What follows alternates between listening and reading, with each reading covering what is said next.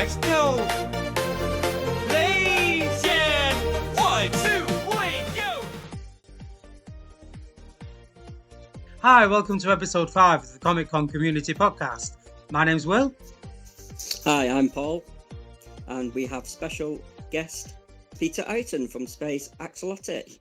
Welcome, Peter. Hello, good to Thank see you you for again. joining us. No problem, it's a delight to be here.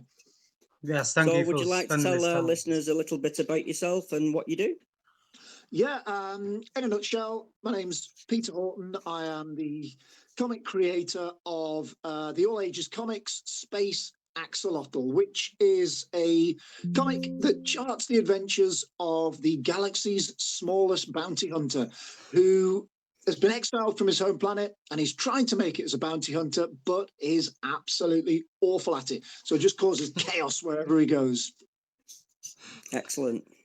That sounds good. But I mean, my first question is, why an axolotl? How did you come up with that? What was that? Do you know what? I'm going to have to take you back through time now, because you would start with that one, wouldn't you? There's never a simple answer to these things. It started off a while back. I was working at school and I wanted to develop a very short, I wouldn't even call it a graphic novel, sort of somewhere between comic graphic novel, about, it was quite serious and depressing actually. It was about how mainstream education can fail working class boys, because statistically, they tend to struggle more. They don't tend to go on to higher education so much. It was all that sort of thing. So I got myself a nice new tablet and I thought, well, I've got a story to tell, but I can't draw. That's a big problem. So I started sort of practicing on pen and paper, as you do. Got myself this tablet, as I said. And the first thing I drew, I thought, I need to draw a person. And I just happened to see a poster of, do you know these sort of 1960s style pin-up girls in like a space costume, like with a fishbowl helmet, all that kind of thing? Saw one of those and I thought, that's fantastic. That'd make a great character. I really, obviously not in a story about mainstream education, but what a great character image that is. So I drew this character and I thought, I need something. It needs a little alien character to go on there. So I drew, I'm sure you're familiar with the Moomins. So I drew what looked very much like a little Moomin, just sat on a shoulder, and I thought, to make it a bit different, so I wasn't clearly ripping off the Moomins, I gave it little gills and went, oh, there you go, it's a little axolotl in space there. And I showed my friends, and I went, oh, look at this, I've been practicing the first picture I've ever done on one of these tablet and computer things. And they didn't care that I'd spent ages trying to get the proportions right on this woman. They were like, what's the little creature? I was like, I don't know, it's just a little axolotl, I guess. And they were doing, I think it was either Star Wars or Star Trek, I forget which, but they were doing some kind of role-playing game that was linked to one of these sci-fi franchises. And they said, can we have this character in our game? I was like, well, it's not really a character, it's just a picture of a creature, but yeah, why not? You're welcome to it. So then they started firing questions at me, like, well, what's he like? Why is he in space? Why is he an axolotl? Why was? So I don't know. So I just made up a load of nonsense and gave it to them. And there you go and run with that. But he kept coming back. People kept going, oh, I love that little cute creature. So I thought, I'm going to do a bit more of this. But I can't just copy that. It was very obviously a Moomin. I'll have to see if I can find the picture. There was no way I could use it and not get food into the middle of next week.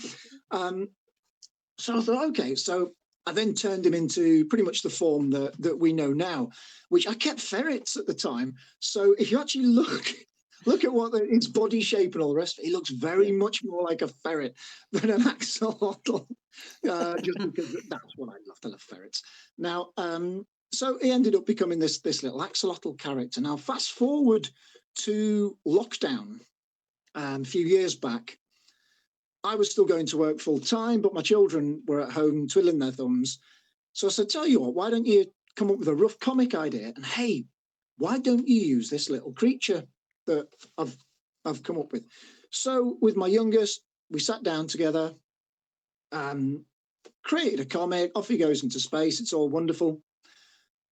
Job done. And then the Lakes International Comic Art, I'm telling you the whole history now. I said there was no short answer to this. Lakes International Comic Art Festival just serendipitously opened up a competition for comics that were themed around space. So with Motor Girls, we've That literally was just, ideal. Yeah. why don't we send that off? And it did really well. It got an honourable mention. They shared it on their podcast, and obviously that made my little girl day. And I was pretty proud of that as well. At which point, then my friends were like, "Well, can we have a copy of this comic?" So I did a little print run of just a few for my friends. More and more people said, "Oh, can I have one? Can I have one? Can I have one?" So I ended up doing just an initial print run of about 100 of them, and I thought that'll do. I'll give some away to my friends, sell a few for a couple of quid. It's not really a big thing. And that 100 print run disappeared within 2 weeks. It just went. So I printed another 100 print run, and again, a few weeks that had blitzed through, and I thought, I'm onto something here. I need to keep at this. So to go back to your original question, why an axolotl? It just happened to be that I'd drawn a moomin and I couldn't use a moomin, so I had to change it to something else. That's brilliant. That's absolutely brilliant. Like I said, I just like little things come about that you don't even realise, and then it just skyrockets. It just takes a world of its own, basically. Yeah. No, it's been phenomenally successful. I'm very, very pleased. So, was you interested in drawing at school because you just said that you didn't know how to draw, or was your art any good then? No, not particular. Well, good relative, isn't it? Now, I don't know if it's different nowadays, but when I was at school, GCSE art was a bit of a DOS. So we were just sort of left to it. And the kids who could draw were amazing. They were talented. They were wonderful. They got the great marks. Those of us that couldn't, we were just sort of left to our own devices, you know, with finger painting, and we could do whatever we wanted. But I'll be honest, I think I got a D in art at GCSE level. I was not great. And it wasn't really my thing. Now, primary school, I was getting into trouble all the time for doodling. I was forever doodling dinosaurs, monsters, spaceships, you name it. I love doodles. I used to pore over issues of the Eagle and the Beano and the Dandy and the Topper and the Beezer and whatever else I could get my hands on. And I'd try and copy the characters. I was a member of the Dennis the Menace fan club. Yeah. So So was I. I think we all was at that age. Yeah. And I was forever doodling those kinds of characters. So much so that I dug out my report card from primary school, the end of primary school, and the teacher had written something along the lines of, keep doodling, and when you become a comic artist, I want a copy. It was something along those lines. I thought, wow, that's phenomenal how it's led on to that. But in terms of being able to competently draw, it's something I'm sort of learning on the hoof. The nice thing about the axolotl character is it's really simple. It's really simple, and that's worked in my favor, because what happens is parents will come past the store when I'm selling comics, and they'll actually say to their kids, "That's easy. That you could draw something like that." And although that sounds like it might be criticism, it's not. It's brilliant, because what happens is children go away. They can easily draw the character, and it looks just like the one they've just seen in a comic, because it's so simple. And these kids are buzzing, and I get emailed photographs of drawings that kids have done, and kids bring them to me at conventions and show me their artwork that they've done with a little character on. So that really simple design has just, it's actually been one of the strengths, I think.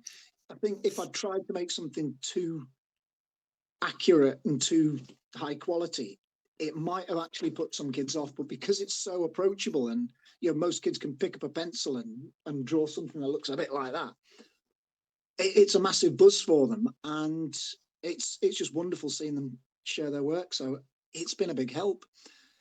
The flip like side, you said, because it is that simple, though, that's what they'll relate to. Because, like you said, if they try and go home and draw, let's say Wolverine or something, they get and they go, "Oh, I can't be bothered," or "Oh, it's the attention span goes," or thing. But then if they can see the progress of your simplicity, and then it keeps going, and then they can see it and they visualize it, and they're going, "That's it." Yeah. And then then they start liking the character, and then they start thinking. Because I did it with Scooby Doo. I love Scooby Doo at school, and now I can draw Scooby Doo. But that's what I kept doing. So that's the only thing I can draw. I can only draw a stick man and Scooby Doo. That's it. Well, But that's what you're saying, because I could relate to it, and Absolutely. it was so easy to draw the dog. Yeah.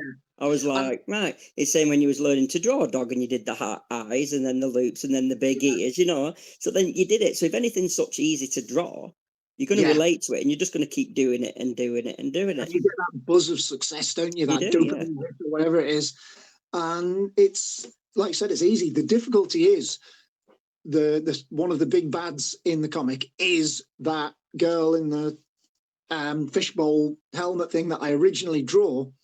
And I am not great at drawing people. So I keep on hiding her in the shadows in the background. At some point, I'm going to have to do a comic issue and bring her front and center. But I need to practice my people drawing skills before I can Also, get to she's that. just a shadow. She's not actually a character. No, she's a character and she's appeared, but not Yeah, as she's not front got. and center as she will be at some point. So we've got that to look forward to. Get Once I learn practicing. how to- I'm frantically watching YouTube videos on how to do a proper scaling. My daughter does A-level art. She's amazing. I might just get her to do it. Yeah, make it a family business. That's it. So do you Absolutely. primarily draw on your tablet then, or do you actually use pencils and do you do a bit of both? I do both. Now I've got sort of two things going on.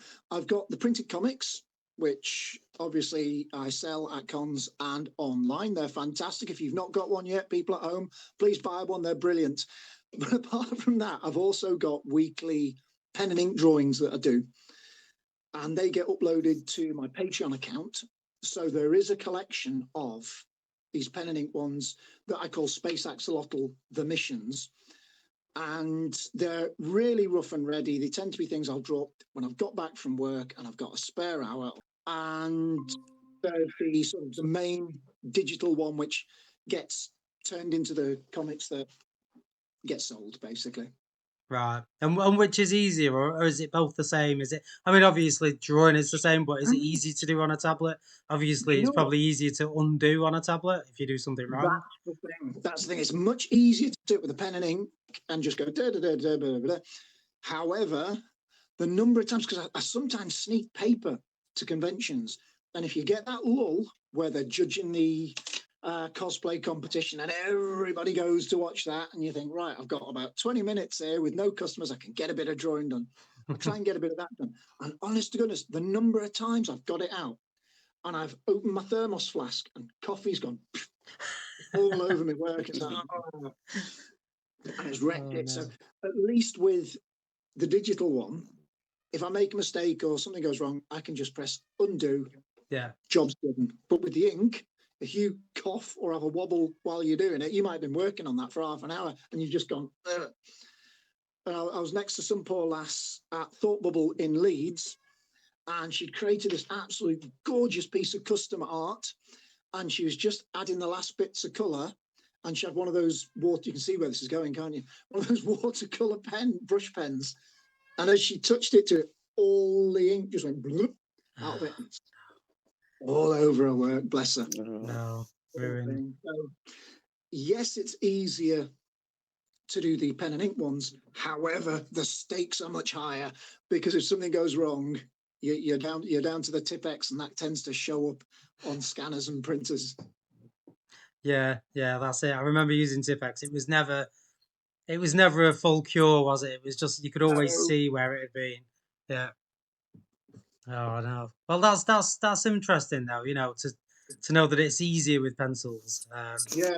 And in terms of the development of the printed comic, they tend to go through stages. I'll first of all write out a rough what I want to happen in this story. Then I'll break it down to a page number. I mean, obviously, you've got all my comics so far. I've had 20 pages. The one I'm working on at the moment's got 24. They've always got to be multiples of 4. So for anyone who's not sure why that is, it's, if you can imagine a flat piece of A4 paper, fold it in half. You've now got 4 pages of a comic. So whatever you do, it's got to be in multiples of 4.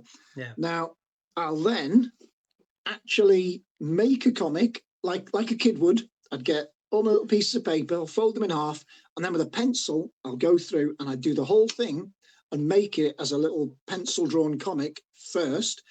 And what that does is that helps me figure out where I can spend a bit more room doing a splash page or a wide shot or something like that, or where I need to start condensing action to get things in. And it just helps me organize it. Once I've got that little folded in half pencil drawn one, then I'll set about getting the digital tablet out and turning it into one that I can send to the printer. But the pencil process is, I couldn't do without it. And when you see kids making their own comics, folding bits of paper in half, drawing it with pencil, that's exactly what I do. That's what you do. It's good stuff. It sounds it. So sounds do you get the same enjoyment in teaching kids then than you do in doing your own? Is that the buzz as well, though? Because like you said your character's so simple that the kids are doing it, and you're saying that they're getting the buzz. But that buzz must obviously come back to you as well to be like, I'm actually teaching something here as well. Massive. It's absolutely massive. At the moment, am I allowed to name drop the Lakes Comic Art Festival? I think I've already mentioned them. Of course. Right. They are running, along with the University of Cumbria, something called the Comics Potential Project. And it's a way of using comics to support learning in the classroom. And I'm one of the teachers I also teach, that's my other job. I'm one of the teachers who's delivering that in class. So what I found, and I was doing it earlier today actually, is you get 100% engagement. The kids are absolutely hooked in. So the buzz is I can take not just creating comics, but today, for example, I was delivering an English lesson about developing setting and how to create an impact on the reader through that. And I was using comics as a vehicle to show children, look, and this is how you can use a setting to influence how your reader feels. And the example I used was comparing a shot of Superman's Metropolis with Batman's Gotham, both of them city settings. One of them was bright and hopeful with blue skies and it looked great. The other one, it's Gotham City, everything's black. I think the inks and the shading artists only have black and grey pencils for those things. So getting the children to say, well, look, it's the same setting, it's both a city, but how are they different? How are they, how are they trying to make the reader feel? And if I tried to deliver that through a text-based lesson, it's a switch off, you can see them zoning out. But because they were using comics as a vehicle for that, because they were talking about Batman and Superman and looking at pictures, every single one of the children in that lesson were engaged and focused. And as a teacher, that is absolutely massive, because firstly, it makes my job a lot easier, but secondly, they're going to remember it and be able to use it. So to tie it back to when I do workshops for Space Axolotl or when children bring me work that they've done, it's really, really humbling. I get quite often as well is children have made like little Fimo models of the character to give to me in that. And it just, to feel that there was something that didn't exist in the world before I created this funny little character and sent him out there, and to find out how much he's resonated with children, so much so that they're creating their own stories with him in, they're making their own little images and characters of him. It's absolutely flattering, and it's humbling, I think is the word I'd used. So comics in general, absolutely, if there are any teachers watching this, you can use them to teach most things, certainly at primary school level. It's a fantastic way of doing it. I mean, for example, with maths, we always go practical, visual, conceptual, but we don't do that with English. Why not? What? With maths, if you want to teach children a concept, you show it them pictorially first, and then you get into the concept and the written numbers. Why not do the same with English? You can show them comics where whatever concept, whether it's speech, setting, dialogue, fronted adverbials, for heaven's sake, you've got those in comics with you after that next suddenly. you can show them that in a way that they're going to engage with, and then get into the nitty gritty with the writing.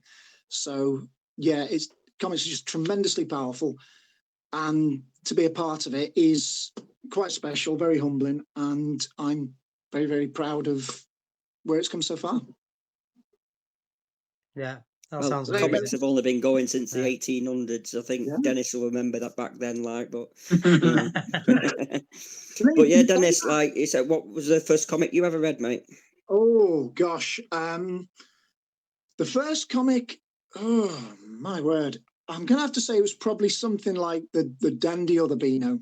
It will have been one of those two, because if you think of all your Marvels and your DCs and that, we couldn't get them where I grew up. They No. didn't exist. We knew Mhm. about them. If you went into town, you might see one or two there, like the Uncanny X-Men or something like that. But the only thing our newsagents had in the village was Dandy or Beano. If you're really lucky, they'd occasionally have the Eagle, or what was the football one? Roy of the Rovers. Yeah. Used to get that as well. Oh, that was good. And Commando, the little Buxer boys, was those that had war stories, and they were great. I got one of those. I felt really grown up because they had a spine and the pictures looked really sensible, and it had sensible German words in it, like Achtung, on every other page. So I couldn't tell you what the first one I read was, but that's a sort of collection of the kind of thing that I cut my teeth on as a kid. Loved the Eagle, massive Dan Dare fan.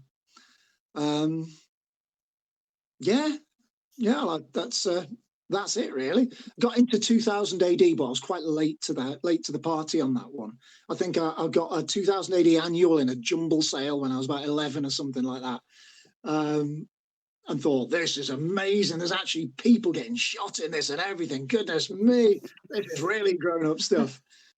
And the other one I remember going to hospital for a week or so. I had a really bad asthma attack. I wasn't well. And they had a stack of the Mighty Thor comics, really old ones. And I remember picking up one of those, and it was all like Verily and Forsooth and Gadzooks and all these ridiculous faux Shakespearean words and phrases in. And again, I remember feeling very grown up and cultured and educated. I'm reading all these words. It says thee and thy and crazy stuff. But yeah, I felt as a kid, I was reading that, and it made me feel very, very clever and erudite. It's a step up from the Beano, anyway. Oh, it was. Just a little bit, just a little bit. I was a sucker for the old Bash Street Kids, though. So, especially the early days when the artists, I don't know how much fizzy pop and sweets they were drinking and eating, but goodness me, how they managed to turn around that level of artwork in such a weekly, weekly turnaround, I do not know. You look at the sort of the chaos and the big scenes where it's all kicking off in the classroom. There's just stuff going on every inch of the page. They must have just been working dawn till dusk getting all that done. But yeah, phenomenal stuff. Yeah. So Dennis has joined us tonight because Dennis is a huge comic fan as well. Yeah. So he's come along. So what was your first comic then? So I know exactly similar what the kind first of thing. one was. Right. It was Beano. So my name's Dennis. Obviously, everyone bought me Dennis the Menace comics, and I hated them.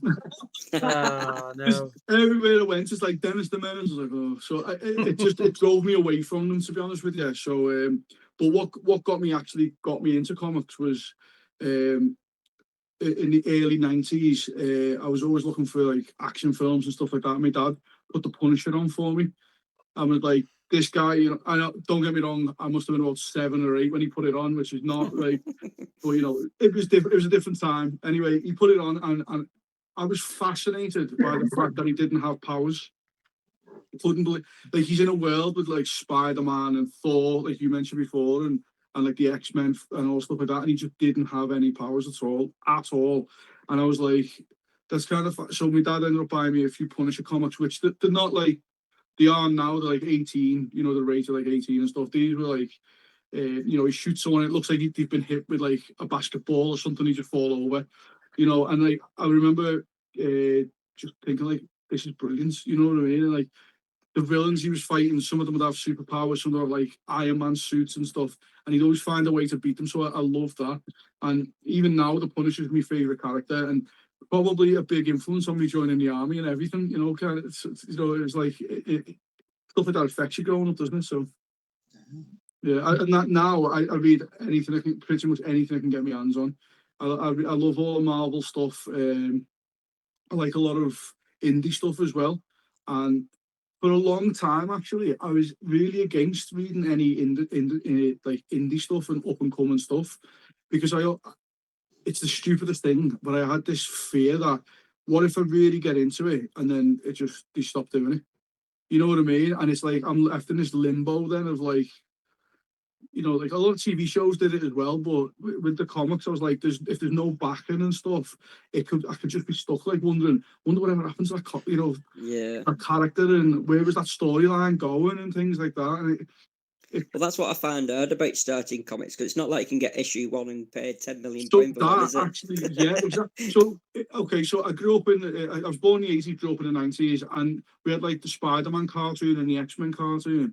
I remember buying an X-Men comic, and I was like, this guy's not in the cartoon. I don't know who this is. Yeah. And what happened before this one? And this is issue like 324. I was like, what? I've got loads to catch up on. Yeah, there was no chance to get in the backstory, like I said, the back catalogues, because like Pete said, that there was in America, they weren't really on our doorstep. Yeah, exactly. So it's like, I mean, it weren't like we could just go on eBay or Amazon and order them, or it was impossible to find these comics. Yeah, my newsagent was crap. I'd say to him, can you do me a favour? Can you like, you know, can I get a subscription? He's like, yeah. And he missed like 3 or 4 in a row. And I was like, mate, I can't live like this. Do you know what I mean? Like, I can't.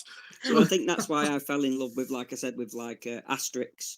Because it was a new story. It weren't like it ended and then that's it. The next book was a new story. So you could pick up, if you missed one, pick up issue 10 or whatever, and it was a new story. Where, like you said, with a Marvel, you pick up issue 20. Yeah, you're naffed because you don't know what happened in episode 17. And you've got to know what happens 300 issues from now as well. So, but with indie stuff, what I was going to say before, I got into it a few years ago with going to Comic-Cons all the time. I love it now, and I think I'd like one of those things. If you could go back and tell yourself something, I'd tell myself get involved now. It's like it's worth it. So like to the point, I've actually had a friend of mine I became friends with. He released a few graphic novels and so, and I've actually he asked if he could read over some of my work that I wrote ages ago, and he put it in as a story, as a side story in it and stuff. And that was a big boost for me. I really enjoyed that. And then I don't know if you've heard, I'll just drop his name. He's got Matt. He's got What If Comics. He's called his company's called. And he basically takes it's boss ideas. It's like Gremlins. You remember in Gremlins when the fella says we fought them in World War II? It's like a passion comment. He said we fought them in he's done a book called Gremlins, and it's him telling it's him reading the story of like fighting them in the Second World War. It's brilliant. And in the second issue, I'm in it. He's done one called Die Hard of the Dead, which is exactly what it sounds like. It's Die Hard, but it's not terrorists that take over. Oh, sorry, it is. Terrorists take over the complex, but also there's zombies in there as well. And it's brilliant. And it's boss. And it's like, again, if I was against reading indies still now, I'd miss out on all that. You know, it's so fun. If you get time to look at them, by the way, if you like 80s movies and stuff like that, you will enjoy those comics, trust me. Excellent. I'll look him up. I know that sounds like a shameless plug for Matt, but also it's about Peter, this, you know. It's about Peter, not But that's the whole point of this podcast. Is so it's for the Comic-Con community to find out about these things. I got it right this time. I got it right. No, because Peter, me and Dennis and the others was talking about, like some of these big Comic Cons. They're kind of missing out because they're getting the great big guests, which is fantastic. Everybody loves, but they're also missing out on, like I said, the workshops. People like yourselves, because the workshops are amazing for the kids. And like I said, just having a little area where the kids can come and do some drawing. you know, and like me and Dennis was talking about how hard it is now for these big ones to actually find a store that's doing comic books. Doing comics. Yes. You know Yeah. what I mean? To actually Right. pick up a little issue or just have a little flick through. Dennis loves going on a little flick through the boxes, but we're having to go. I don't want to say small cons because they're not small, but do you know what I mean? They're not Not the big massive ones where we're commercial having the ones. big gets. They're not Yeah, they're more Monopoly. for the comic con goer who wants to go and see a comic book and stuff like that, or go and see yourself, or go and see stuff like that. And that's what we Just that's on what we that want note, to bring. I was dead interested before when you were saying about your process of writing a comic. Like, I'll be honest, I wanted to write one for ages, but I'm not visual in the sense of like planning how it would plan out on panels and stuff. I've tried and I just can't get my head around it. When you were explaining before about just folding the pages over and starting it, I was dead into it, and I came into this conversation late. You know, I was like, oh, if you did that at a con, I'd go and watch it. You know what I mean? You might be doing it for kids, but I'm sure I would learn a thing or two as well. You know what I mean? So it's great, like you said. Then it's boss is to have something like that at a con. Yeah, well, quite often when I have done my workshops, it's a pretty even split between adults and children, actually. Yeah. Which is why I end up having to look at the crowd and then trying to pitch what I'm delivering to make sure everyone's getting something out of it that they're enjoying. Now, for when it comes to adults, I can't teach them advanced artistic skill because I'm not there. I can't do it myself. I'd love someone to teach me.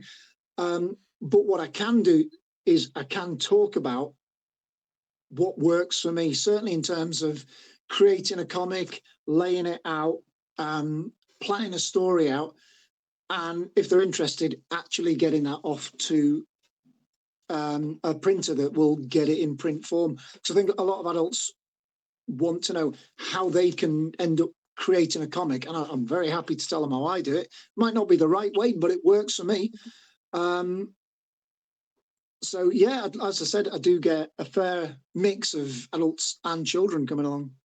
I think that's what you've just hit the nail on the head there. Like, even for adults, they just want that door, basically. How do I start? How do I? What do I do? What's the best thing? It's all right just going or YouTube how to draw. That's not really the answer. You know what I mean? No. You kind of need them little insights of, well, what's the best advice you can give? Like, where do I start? Like you said, folding the pieces of paper. So sometimes where you're saying there's adults go into them, but you don't know like which you how to teach. It's kind of, you need to dumb it down to the children's side anyway, really, because the adults want that as well. They want it. Simplicity, the easiest option, really. Yeah. Definitely, I agree. It's all good. And what you're saying as well about the some of the larger comic cons, they do tend to be more focused on films and media rather than sort of comics themselves. And what I found is if I'm trading at one of the big ones, I'm not talking about your Lycaf or your Thought Bubble here, which are focused on comics. I'm on about bigger ones that you'll find in cities. I'm not going to mention any names. You're welcome to mention names if you've got any lined up. Seriously, that's what it's all about. If you've got gigs lined up, kind that advertise them. Big celebrities. When I go and table at those, I do make the money back. But what tends to happen is the people who are going to those, if they're paying a lot of money for their ticket to get in, and a lot of them are, say, people in their late teens, 20s, early 30s, that kind of thing. They've spent a lot of time and money on this amazing cosplay that they're walking around in. And what they don't have is a lot of free change jangling around in their pockets. Gamble on an indie comic like mine because they might have limited funds. They know what they like. They might like Spider-Man or Superman or manga, anime, whatever.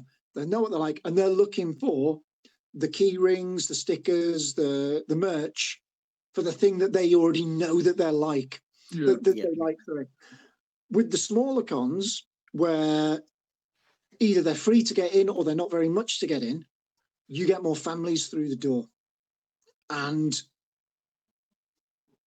so automatically more people are interested in. That's my target audience, really. But also the fact they've not had to pay through the nose to get through the doors, they've got more money to spend, which is I know I'm doing it for the love of comics, of course, totally altruistically, but it's nice to be able to sell some comics and sort of make a bit off the back of that. So I think as a comic creator, I set my expectations differently for whether I'm going to one of the big famous comic cons or whether I'm going to the smaller ones. And financially, I do much better at the smaller ones because that's where the families are. And as another comic artist once said to me, all of the cosplayers at these amazing big comic cons, there's not very many pockets on those lycra suits. So they don't really have anywhere to keep their wallets or any merch that they've bought. That's a Spider-Man line now. You just broke that up, Spider-Man. Is that what So what events have you got lined up for this year? Have you got any big ones coming up or smaller ones? Or you know what? I've been really slow off the ball for this one. Normally, I'm booking cons up to a year in advance, but I've made the mistake of becoming important at work, so I've ended up not having the time to think. So far, I've got Carlisle Comic Con coming up in, I think, March or April. It's thereabouts. There's Morecambe Comic Con, which I never miss because it's Morecambe, that's where I live. And there's a steampunk festival up in Morecambe, which isn't comic related, but again, it's in Morecambe. fine, yeah. Good friends with the people who run it. I love the steampunk aesthetic, so I'll be there at that one as well. Nice. So I think they might be the only three I've got booked so far. I think I'll have to check my calendar. Best get a booking. Yeah, I think I need to actually. I've normally got quite a lot booked in. So I'm doing. There's one at the end of April in Blackpool, one of the Creed ones. What was that, Creed? I saw Yeah, an so advert. it's their first event in Blackpool. So I've had a chat with them, and they're happy for me to go and run board games there. So it looks like they are open to having a bit of audience participation going on, rather than like the bigger cons where it's just come and buy the stuff and meet a few famous people. You know, Creed, it looks like they're open for it. So, you know, maybe I've heard good things. I don't think I've done any of their cons so far, but from talking to other traders, I have heard good things about them. Yeah, it's an option. So that's at the end of April in Blackpool. Yeah. That's all I can tell you at the moment. As you know, Fleetwood at the moment isn't happening this year. We are still looking. But Yeah. we've got a meeting tomorrow night, so hopefully something good Any will come out of future that. events, your name is at top of the list, mate. Oh, You're love up there. Love it. Yeah, we'll let you know. Thank you. Definitely. So it's a shame that fell through. I've got a few mates who live in Fleetwood now saying, I got a lot of grief for coming to your con and not swinging by their house for a cup of tea. So I said, right, if I go next year, I'll definitely pop by. So you need to get one sorted just so I can go and have tea with my mate. An excuse to go to Fleetwood. Yeah, we're still working on it. Would you say then about the different types of con, like the bigger ones and the smaller ones and stuff? Like when you said about like the difference for you selling and stuff like that. One thing that I mentioned on the last podcast I was on is like I went to a big con once and there was like two comic traders, and I was like, what? Like it's in the name. Yeah, you know what I mean? It's in the name. So I've got this in my mind canon, right? I call it. There's a Comic Con and there's a comic convention. So that's so that's that. I know it sounds silly, right? But let me explain. So Comic Con is like I like going to them. It's like there's like celebrities will go. I'm a big film buff, so I like and TV shows. So like you know, I don't. If Al Pacino went to one, I'd be made up. I couldn't wait to go. You know that kind of thing. And I'd queue for it for hours. You know that kind of. I like it. I don't mind going to like them. But the difference between that and a comic convention is, so you mentioned Thought Bubble. I've never been, but I went to NiceCon, which is compared to Thought Bubble, where everything is comics. You can't. There's not like a celebrity from like a film wouldn't go. An actor or an actress or whatever, they wouldn't go. It's like Thought Bubble. Stanley went years ago. You know, and like with NiceCon, I went and I met Garth Ennis, who's my favorite comic writer, and the difference in the shows themselves are astounding. Oh yeah. Like, I remember with Garth Ennis, I've been dying to meet him for years. I said to him, look, I've got a stack of comics here and graphic novels. I said, if it's taking the mick, just tell me. But I've got a stack here that I need signing. And he went, get it all on the table. And it's free. And like, I had a good chat to him, went on for ages and stuff like that. And it wasn't to like sell. I'm not into that. Like, I wasn't there to sell stuff, which is fine if you are. But it was like, it was for me, and that's all I was just like, I'm here for this. This is what I'm here for. And then, I went to Canada, and I met. Oh, I'll just tell you, it was Frank Miller. So I wanted to get a comic signed by him, and it was like $110 to get his autograph on it, and I was like what? Yeah. I didn't get it signed. I turned to my then girlfriend and was like, I might get kicked out here for what I have to say to him for how much he said. And she went, don't say it. And she went, we've got 2 more days. You've got 2 more days here. And I was like,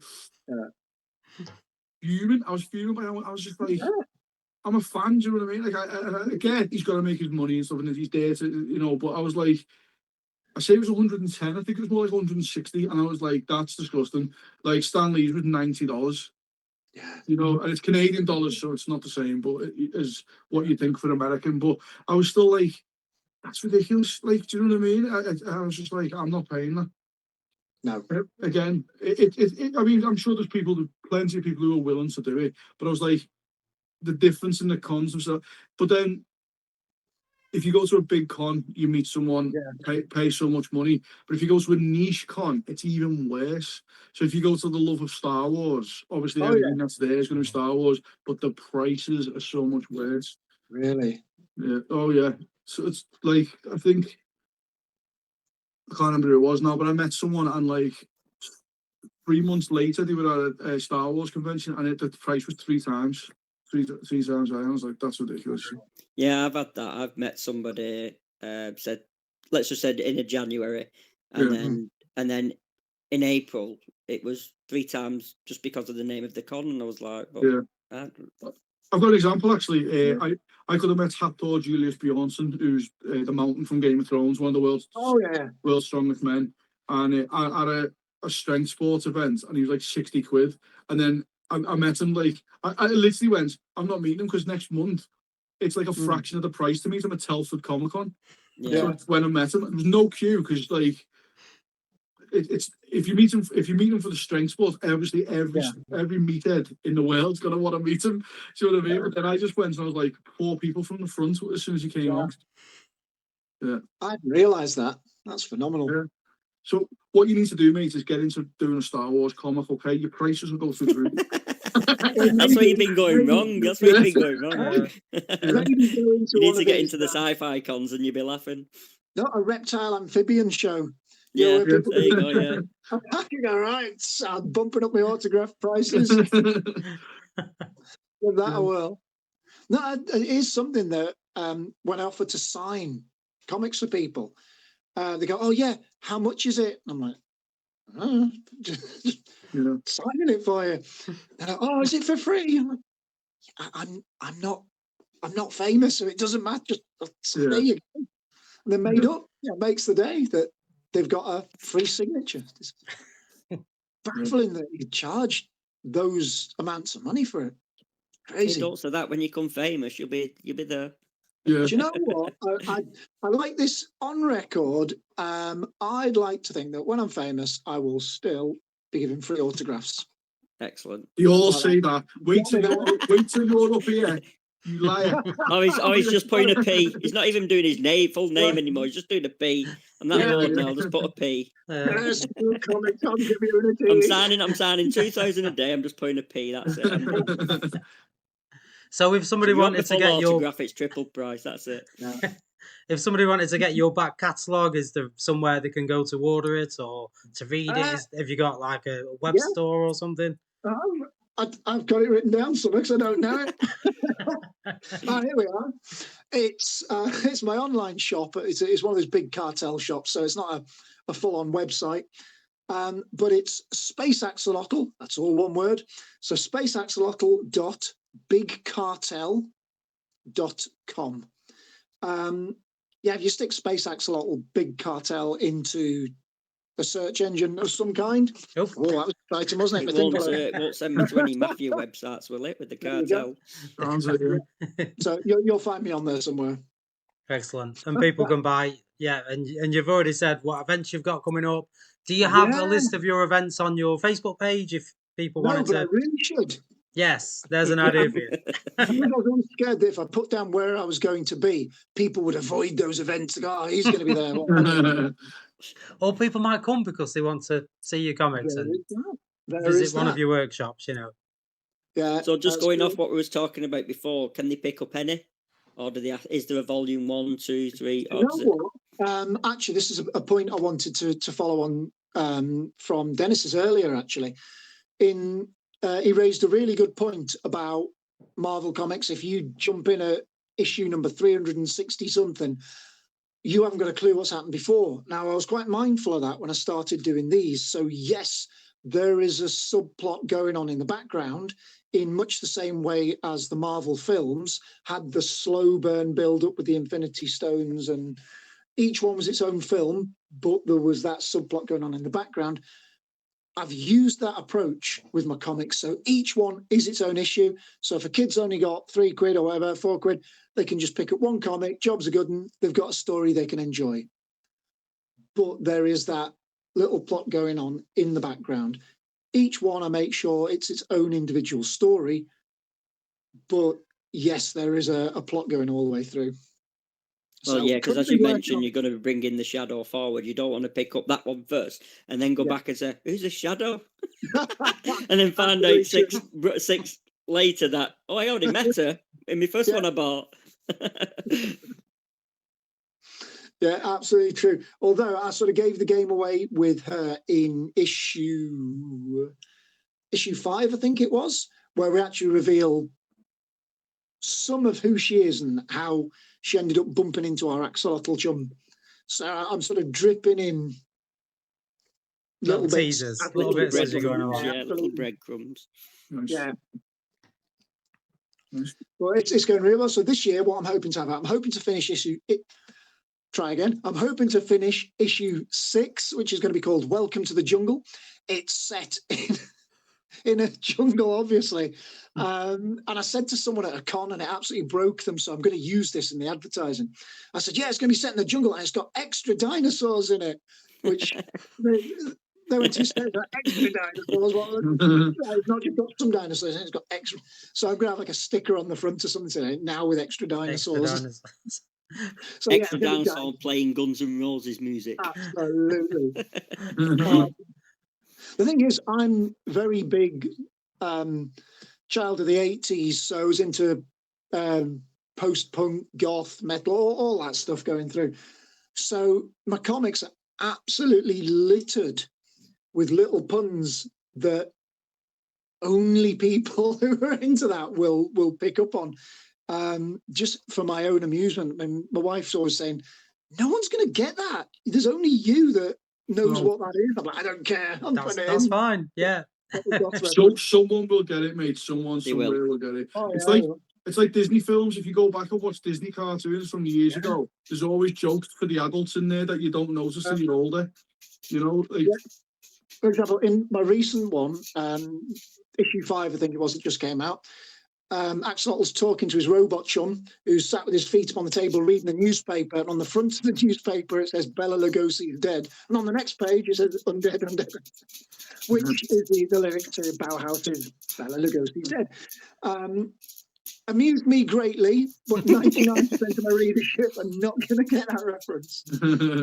Yeah, but you got to amuse yourself as well, because that's what keeps you writing alive, you know, and having these little things. Oh, nobody will get this. Oh, nobody will get that. And then 20, 30 years, somebody might get it, and you go, oh. You'll be like, I told you somebody You had to do it now. I nearly forgot to the end. So, yeah, I've got that coming out. There will be this year's release of The Missions, which are those pen and ink comics that I mentioned earlier on. Every year I collate a year's worth of those into a little book and sell that on. And the first 3 comics are black and white. because when I first started writing them, I wasn't sure how successful they were going to be.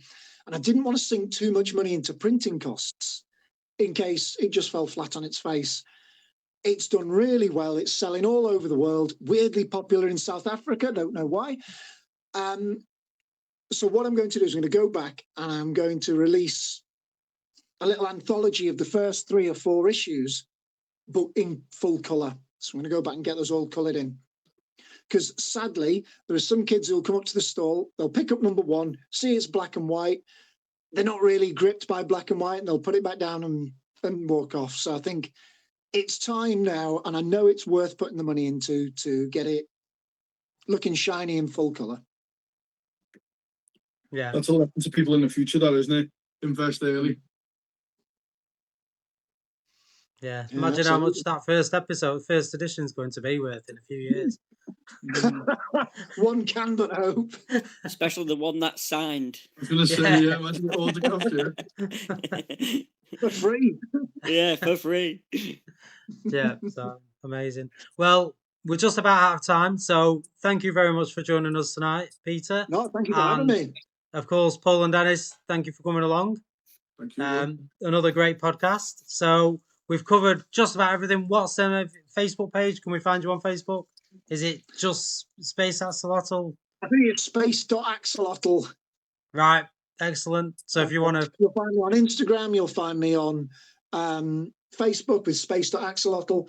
I think the Twitter, or whatever Twitter's called nowadays, is space_axolotl. I can't remember. Someone else had already nabbed space.axolotl. Can you believe it? Oh, no, shocking. Absolutely shocking. But yeah, I'm pretty easy to find. Excellent. That's good. That's good to hear. Well, thank you very much for joining us. And if we do have another event, we will certainly be in touch. Oh, I'd love to join you again.